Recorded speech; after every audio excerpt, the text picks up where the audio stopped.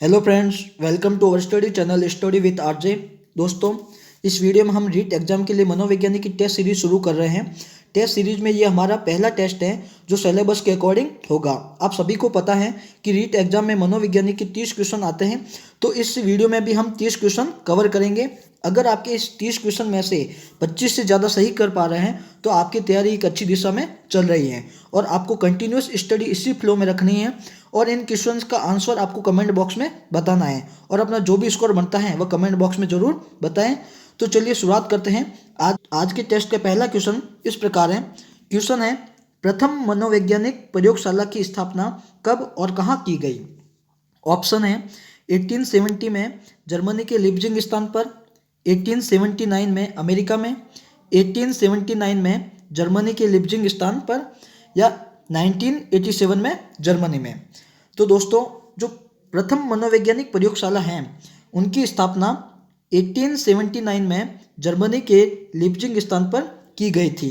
इनके जो स्थापना करने वाले जो व्यक्ति थे वह थे विलियम वुंट। तो ये भी आपको विलियम वुंट ने इनकी प्रयोगशाला मनोवैज्ञानिक प्रयोगशाला की स्थापना की थी, तो ये आपको ध्यान रखना है। चलिए नेक्स्ट क्वेश्चन देखते हैं। नेक्स्ट क्वेश्चन है, अधिगम आदतों, ज्ञान एवं अभिवृत्तियों का अर्जन है, यह किसने कहा? स्किनर, क्रो एंड क्रो, गुथरी या मर्फी? तो जो ये परिभाषा देने वाले व्यक्ति थे वह थे crow and crow. Crow and crow ने कहा था आदतों, ज्ञान एवं अभिवृत्तियों का अर्जन है अधिगम। चलिए नेक्स्ट क्वेश्चन देखते हैं। नेक्स्ट क्वेश्चन है, प्रयत्न एवं भूल सिद्धांत को दर्शाने के लिए थॉर्नडाइक ने किस पर प्रयोग किया था?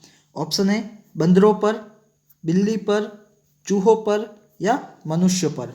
तो जो प्रयत्न एवं भूल सिद्धांत है वह बिल्ली पर, थॉर्नडाइक ने बिल्ली पर प्रयोग करके यह सिद्धांत दिया था। चलिए नेक्स्ट क्वेश्चन देखते हैं। बुद्धि और विकास हैं परस्पर विरोधी, एक दूसरे के पूरक, एक दूसरे के समान या इनमें से कोई नहीं? तो दोस्तों, बुद्धि और विकास एक दूसरे के पूरक है, तो ये आपको ध्यान रखना है। चलिए नेक्स्ट क्वेश्चन देखते हैं। भारत में सर्वप्रथम बुद्धि परीक्षण का प्रारंभ कब हुआ?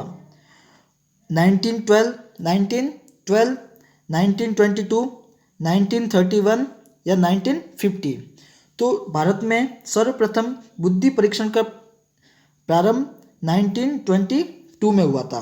दोस्तों, इसके लिए एक्स्ट्रा फैक्ट बता दूं तो जो FG कॉलेज, आप एक्स्ट्रा फैक्ट आप राइट डाउन कर लेना। FG कॉलेज लाहौर में थी, वहाँ के प्रिंसिपल थे CH राइस। वहाँ के प्रिंसिपल CH राइस ने इस सर्वप्रथम बुद्धि परीक्षण का प्रारंभ किया था भारत में, तो ये आपको ध्यान रखना है। चलिए नेक्स्ट क्वेश्चन देखते हैं। किशोरावस्था बड़े संघर्ष, तनाव व तूफान की अवस्था है, यह किसका कथन है? थॉर्नडाइक, फ्रायड, स्किनर या स्टैनले हॉल? तो जो ये परिभाषा है किशोरावस्था बड़े संघर्ष, तनाव एवं तूफान की अवस्था है, यह परिभाषा देने वाले मनोवैज्ञानिक थे स्टैनले हॉल। तो दोस्तों, ये बहुत ही इंपॉर्टेंट परिभाषा है, ये हमेशा क्वेश्चन में एग्जामों में पूछी जाती है, तो ये आपको ध्यान रखना है। स्टैनले हॉल ने यह परिभाषा दी थी। चलिए नेक्स्ट क्वेश्चन देखते हैं। स्पष्ट चिंतन की क्षमता सफल जीवन के लिए आवश्यक है, यह कथन किसका है? Woodworth, crow and crow, Skinner या रॉस? तो जो यह परिभाषा देने वाले व्यक्ति थे क्रो एंड क्रो। चलिए नेक्स्ट क्वेश्चन देखते हैं। नेक्स्ट क्वेश्चन है, एक मानसिक रूप से स्वस्थ व्यक्ति सक्षम है, आसानी से समायोजित होता है, संतुष्टप्रद रूप से सहयोग देता है, हमेशा खुश रहने की कोशिश करता है या उपयुक्त सभी? तो एक मानसिक रूप से स्वस्थ व्यक्ति इन तीनों में ही सक्षम है। चलिए नेक्स्ट क्वेश्चन देखते हैं। RTE एक्ट का संबंध किस आयु वर्ग के बच्चों से है? 0 से 5 वर्ष, 6 से 11 वर्ष, 6 से 14 वर्ष या 14 से 18 वर्ष? तो जो RTE एक्ट है वह 6 से 14 वर्ष के जो बच्चे होते हैं, जो बालक बालिका होते हैं, उनके आयु वर्ग के बच्चों से संबंधित हैं। अब इनके एक्स्ट्रा फैक्ट के लिए बता दूं तो यह RTE एक्ट आप सभी को पता है कि 2009 में यह बना था और लागू हुआ था 2010 में, तो ये भी आपको ध्यान रखना है। चलिए नेक्स्ट क्वेश्चन देखते हैं। हमारे मस्तिष्क का चेतन भाग होता है 1/10 भाग, 2/10 भाग, 3/10 भाग या 9/10 भाग। तो जो हमारे मस्तिष्क का जो चेतन भाग होता है वह 1/10 भाग होता है। यह आप सभी को पता है कि यह सिगमंड फ्राइड ने एक मनोविश्लेषणात्मक सिद्धांत दिया था। उसमें सिगमंड फ्राइड ने बताया था कि 1/10 भाग मस्तिष्क के चेतन भाग होता है और अचेतन भाग पूछें तो वह होता है 9/10। तो ये आपको ध्यान रखना है। चलिए नेक्स्ट क्वेश्चन देखते हैं। ईसा की 16वीं सदी में मनोवैज्ञानिक को क्या माना जाता था? आत्मा का विज्ञान, मन का विज्ञान, मस्तिष्क का विज्ञान या व्यवहार का विज्ञान। तो जो ईसा की 16वीं सदी में मनोवैज्ञानिक को आत्मा का विज्ञान माना जाता था। इन आत्मा के विज्ञान मानने के समर्थक थे, आप राइट डाउन कर लें, प्लेटो थे, अरस्तु थे। ये सभी जो मनोवैज्ञानिक थे वह आत्मा का विज्ञान मानते थे मनोवैज्ञानिक को। चलिए नेक्स्ट क्वेश्चन देखते हैं। बाल विकास का सर्वप्रथम वैज्ञानिक विवरण किसने प्रस्तुत किया? प्लेटो, जॉन डीवी, पेस्टालोजी या हॉल। तो जो बाल विकास का सर्वप्रथम वैज्ञानिक विवरण है वह देने वाले थे पेस्टालोजी। तो ये भी आपको ध्यान रखना है। चलिए नेक्स्ट क्वेश्चन देखते हैं। किस मनोवैज्ञानिक का कहना है कि सभी बालक जन्म के समय समान होते हैं? Crow and crow, Watson, Skinner या मैकडूगल। तो जो इसका सही आंसर है वॉटसन ने कहा था कि जन्म के समय बालक सभी समान होते हैं। चलिए नेक्स्ट क्वेश्चन देखते हैं। निम्न में से बाह्य प्रेरक कौन से हैं? दंड एवं आरोप, पुरस्कार एवं प्रशंसा, सम्मान या सभी। तो जो बाह्य प्रेरक होते हैं ये तीनों ही हैं जो बाह्य प्रेरक हैं। दंड, आरोप, पुरस्कार, प्रशंसा एवं सम्मान, ये सभी बाह्य अभिप्रेरक हैं। चलिए नेक्स्ट क्वेश्चन देखते हैं। मूल प्रवृत्ति अभिप्रेरणा सिद्धांत के प्रवर्तक कौन हैं? ऑप्शन है फ्रायड एवं युंग, कर्ट लेविन, मैकडूगल या सभी। तो जो मूल प्रवृत्ति अभिप्रेरणा सिद्धांत हैं उनके प्रवर्तक हैं मैकडूगल ने 14 प्रकार की मूल प्रवृत्तियां बताई थी। जो आप साइकोलॉजी पढ़ोगे तब पूरा पता चलेगा 14 मूल प्रवृत्तियां कौन सी हैं। तो आप एक बार वो भी देख लेना। और कितनी मूल प्रवृत्ति बताई हैं? तो 14। तो ये भी आपको ध्यान रखना है। चलिए नेक्स्ट क्वेश्चन देखते हैं। मनोविश्लेषणात्मक दृष्टिकोण के अंतर्गत आते हैं इदम, अहम, परम एवं या उपयुक्त सभी।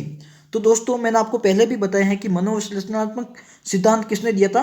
सिगमंड फ्रायड ने। तो ये पहले तो ये भी ध्यान रखना है कि ये सिद्धांत दिया किसने था? सिगमंड फ्रायड ने ये सिद्धांत दिया था। इसने बताया था कि व्यक्तित्व संरचना की दृष्टि से ये तीनों ही हैं, इदम, अहम एवं परम अहम। ये तीनों ही हैं जो व्यक्तित्व संरचना की दृष्टि से मनोवैज्ञानिक विश्लेषणात्मक दृष्टिकोण के प्रकार बताए थे। तो ये आपको ध्यान रखना है। चलिए नेक्स्ट क्वेश्चन देखते हैं। बुद्धि लब्धि को ज्ञात करने का सूत्र किस मनोवैज्ञानिक ने दिया था? थर्स्टन, टर्मन, स्पीयरमैन व बिने। तो जो बुद्धि लब्धि को ज्ञात करने का सूत्र दिया था वो आप सभी को पता है कि टर्मन ने दिया था। टर्मन ने 1916 में सर्वप्रथम बुद्धि लब्धि को ज्ञात करने का सूत्र दिया था। अब सूत्र आप सभी को पता है, आप राइट डाउन कर ले, MA/CA × 100। तो यह सूत्र भी आपको ध्यान रखना है। MA का मतलब होता है मानसिक और CA का मतलब होता है वास्तविक आयु। तो मानसिक आयु बटा वास्तविक आयु × 100 किसने दिया था? सॉरी, टर्मन बता रहा हूँ, आप ये ध्यान रखना है। टर्मन ने ये दिया था सिद्धांत। चलिए नेक्स्ट क्वेश्चन देखते हैं। जब अचेतन मन में दमित इच्छाएं वापस चेतन मन में आने का प्रयास करती हैं तो व्यक्ति किसका शिकार होता है? ऑप्शन है दुश्चिंता, दबाव, तनाव एवं कुंठा। तो जो अचेतन मन में दमित इच्छाएं वापस चेतन मन में आने का प्रयास करती हैं तो वह व्यक्ति दुश्चिंता का शिकार हो जाता है। दुश्चिंता को आप इंग्लिश वर्ड भी ध्यान रखें, एंजाइटी इंग्लिश वर्ड है इसका, तो वो भी आपको ध्यान रखना है। चलिए नेक्स्ट क्वेश्चन देखते हैं। आपके विद्यालय में एकाएक छात्र हड़ताल कर देते हैं तो आप क्या करेंगे? तमाशा देखते रहेंगे, लड़कों को उनकी मांगों पर सहानुभूति दिखाएंगे, लड़कों को समझा बुझा कर सही मार्ग में सक्रिय भूमिका निभाएंगे, अध्यापकों के साथ विचार विमर्श करते रहेंगे। तो ये आपका एक साइकोलॉजी, आपकी साइकोलॉजी को पता करने के लिए ये क्वेश्चन पूछा गया है कि आपके विद्यालय में एकाएक छात्र अगर हड़ताल कर लेते हैं तो आप क्या करेंगे। तो इसका सही आंसर है लड़कों को समझा बुझा कर सही मार्ग में सक्रिय भूमिका निभाएंगे। तो ये आपको ध्यान रखना है। चलिए नेक्स्ट क्वेश्चन देखते हैं। एनसीएफ 2005 बल देता है करके सीखने पर, रटने पर, पर्यावरणीय शिक्षा पर व 1 व 3 दोनों। तो जो एनसीएफ 2005 है वह इसका सही आंसर है 1 व 3 दोनों, मतलब करके सीखने पर भी बल देता है और पर्यावरण शिक्षा पर भी बल देता है। चलिए नेक्स्ट क्वेश्चन देखते हैं।